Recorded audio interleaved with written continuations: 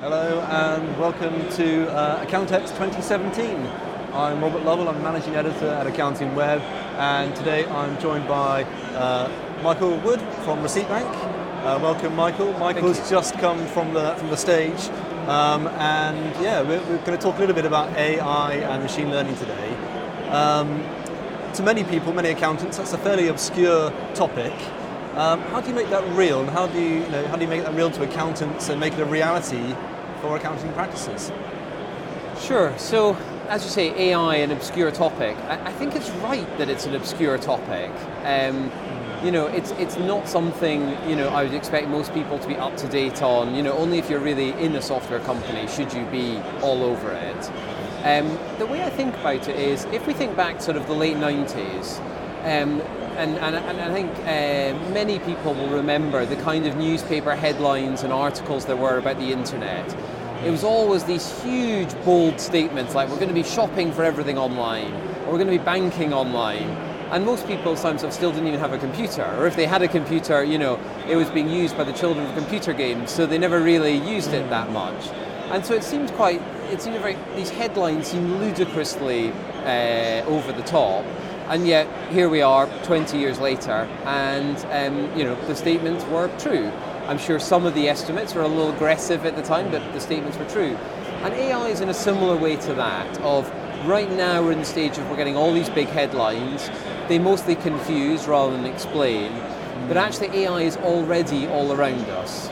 So if we think of doing a Google search, buying something on Amazon, looking for holidays on TripAdvisor, all these companies have already got lots of AI underneath the bonnet. And I wouldn't worry too much about what it's being used for and what's possible. The key thing is that the software products you're using today are already embedded with AI. And the reason all the headlines are there is everyone's realized a lot more is possible, so i.e. software products are going to be able to do more. Now clearly there's headline grabbing cases like driverless cars, but it really doesn't matter what software product we talk about. We can talk about the mundane like email, to the standard in the industry like online or cloud accounting, to the cars. Just there's going to be more AI and it's going to enable software to do more. Yeah, great. And can you talk about any kind of specific user cases, either within Receipt Bank or in the wider accounting universe? Yeah, I think quite a lot of the major accounting vendors have begun to be quite public about some of the ways they're using AI. The big one for us was a lot of what Receipt Bank does is data extraction from receipts and invoices and credit notes and all sorts of incoming documents. And when we started out the business 6-7 years ago, it was totally manual labor. So what we did was we made sure there were multiple layers of review so that our service was always more accurate than a single person sitting in a firm doing data extraction. And what we started to 3-4 years ago is begin to use AI to replace that manual labor. And so what that meant was a piece of artificial intelligence, which is what AI stands for, a piece of AI was never deployed until it already beat not just one human, but 2 humans looking at data extraction.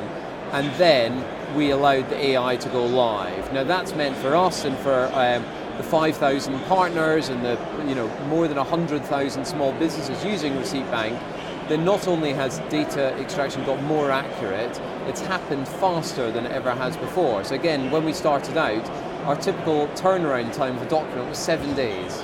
7 days. We now measure it in minutes. Yeah. And in certain cases, we measure it in seconds. That's all AI happening behind the scenes. Yeah. And how else do you think AI will be able to transform accounting services? So there's no question it's going to happen in a really big way. There's a rule of thumb that data scientists will talk about, and that is AI is very good at replicating or replacing something you learn after the age of 5, and very bad at anything you learn before the age of 5. So if you ask me today, Michael, can we design some AI to pick up a beaker or mug and drink from it? We did badly. Fold washing, badly. Speech, badly. Understand the emotions of another person, badly. But if you then begin to say, 10 times table, or navigate a maze, all these other things, adult skills you learn, generally AI is very good at. It needs a lot of data, it needs time to be trained in it, but that's possible. So if you just take that idea, you can see actually AI is going to have a lot of impact on accounting, on bookkeeping. It's not ready to today, but it's going to be a very steady influence. And by steady, I don't mean slow moving.